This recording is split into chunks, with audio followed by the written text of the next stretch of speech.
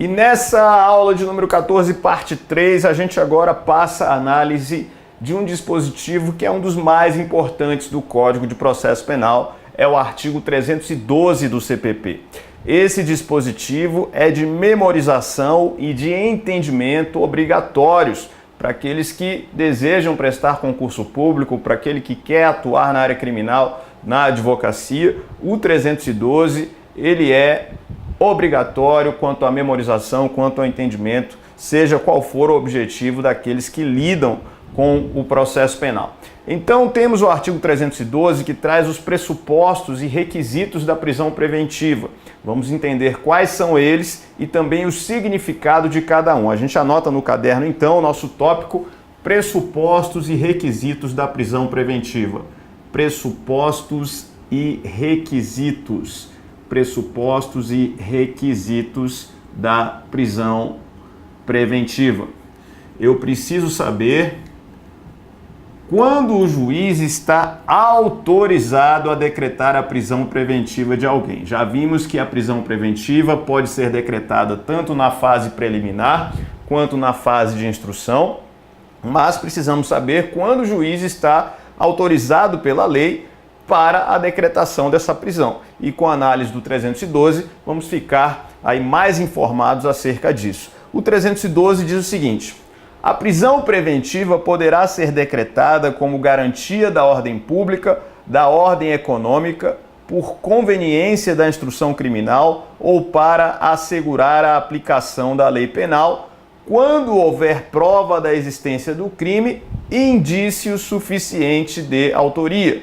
Parágrafo único. A prisão preventiva também poderá ser decretada em caso de descumprimento de qualquer impostas por força de outras medidas cautelares. Artigo 282, parágrafo 4º do Código de Processo Penal. O que a gente tem aqui nesse artigo 312? Eu vou trabalhar agora com 2 pressupostos e 4 requisitos da prisão preventiva. Vou trabalhar ainda com o 5º requisito que está no parágrafo único. Primeiramente, vou trabalhar com os 4 que estão no caput e ainda com o 5º requisito que está no parágrafo único. Acompanha comigo o seguinte: eu primeiro preciso saber quais são os pressupostos da prisão preventiva, ou seja, o que o juiz precisa de básico, de pressuposto, para que ele possa se sentir autorizado a decretar a prisão preventiva. É a parte final do artigo 312 do CPP que trará esses 2 pressupostos que você escreve agora no seu caderno. Então, em relação aos pressupostos da prisão preventiva,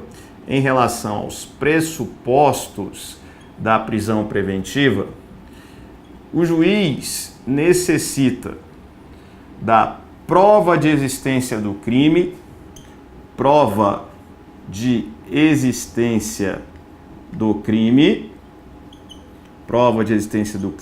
e ainda indício suficiente de autoria.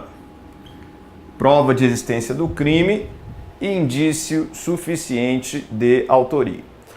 Em relação à prova de existência do crime, é necessário que já haja uma demonstração cabal, tanto na investigação preliminar quanto na fase de instrução, de que efetivamente um crime ocorreu.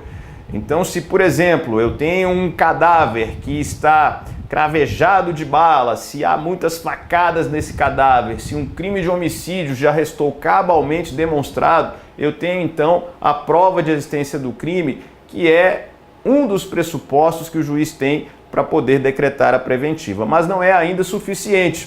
O juiz precisa, em caráter ao menos indiciário, que a autoria delitiva já esteja delineada, ao menos em caráter indiciário. E então teremos os pressupostos da prisão preventiva presentes. Para o juiz se sentir autorizado a decretar a preventiva, ele vai precisar dos 2 pressupostos. Então, temos aí já um primeiro passo. O juiz precisa dos 2 pressupostos: prova de existência do crime e indício suficiente de autoria. Os 2 pressupostos, eles têm o nome de fumus comici delicti, ou seja, fumaça do cometimento do delito. Quando temos a prova de existência do crime e o indício suficiente de autoria, a doutrina vai dizer que, nesse caso, podemos considerar que existe o denominado fumus comici delicti. Fumus comici delicti, ou seja, a fumaça de cometimento do delito. Fumus comici delicti, que significa a fumaça do cometimento do delito. Em se tratando a prisão preventiva de uma prisão de natureza cautelar, precisamos dos requisitos da medida cautelar. Fazendo uma analogia com o processo civil, eu estaria falando no processo civil do fumus boni iuris, que você conhece lá, a fumaça do bom direito. No processo penal, todavia, vamos trocar essa expressão por fumus comici delicti para indicar que existe a fumaça do cometimento do delito. Além dos pressupostos da prisão preventiva, o artigo 312 ele também vai trazer 4 requisitos no seu caput. Eu tenho ainda, quanto aos requisitos da prisão preventiva, vamos colocar aqui, requisitos da prisão preventiva, 4 requisitos presentes que nós vamos colocar aí no nosso caderno. O primeiro deles, que é a garantia da ordem pública. Então tem um primeiro requisito que é a garantia da ordem pública, um segundo requisito que é a garantia da ordem econômica, segundo requisito que está no caput do artigo 312, a conveniência da instrução criminal, terceiro requisito que está lá no artigo 312, e ainda o quarto requisito, que é o requisito de assegurar a aplicação da lei penal. Quarto requisito, que é o requisito de se assegurar a aplicação da lei penal.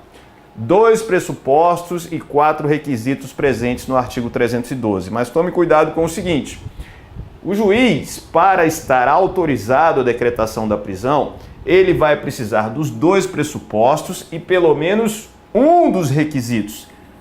Se o juiz tiver um requisito que seja, esse requisito já é considerado suficiente, cumulado com os 2 pressupostos, para que o juiz esteja autorizado à decretação da prisão preventiva. Perceba, portanto, que o juiz ele precisa de 2 pressupostos, esses pressupostos devem estar presentes, e quanto aos requisitos, ele precisa tão somente de um requisito para a decretação da preventiva.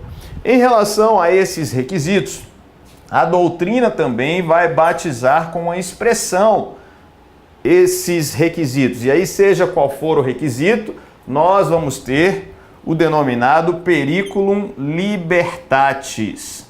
Periculum libertatis. Lembrando a você que para a existência do periculum libertatis, entende-se que basta um requisito. O juiz só precisa de um requisito para a existência do periculum libertatis.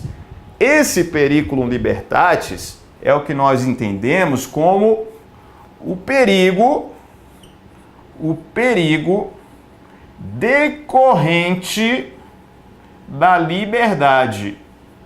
O perigo decorrente da liberdade, ou seja, se o indivíduo estiver solto, qual é o perigo decorrente desta soltura? O que pode vir a acontecer se esse indivíduo estiver colocado em liberdade, estiver solto? Aí nós temos esta expressão periculum libertatis, que indica o perigo decorrente da liberdade. Fazendo uma analogia com o processo civil, temos lá no processo civil o denominado periculum in mora, o perigo da demora. Aqui vamos usar a expressão periculum libertatis, perigo decorrente da liberdade, ou seja, a soltura do indivíduo pode ser uma ameaça em relação àquilo que vai acontecer no futuro.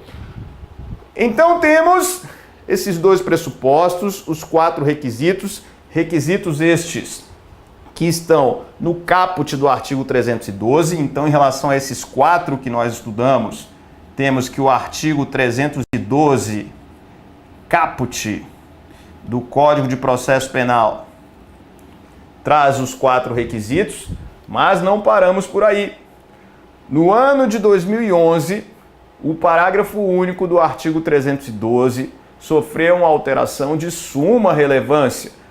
A Lei 12.403 de 2011, que introduziu no CPP as medidas cautelares diversas da prisão, trouxe mais um requisito da preventiva, dizendo assim: a prisão preventiva também poderá ser decretada em caso de descumprimento de qualquer das condições, ou melhor, de qualquer das obrigações, impostas por força de outras medidas cautelares. Vou repetir.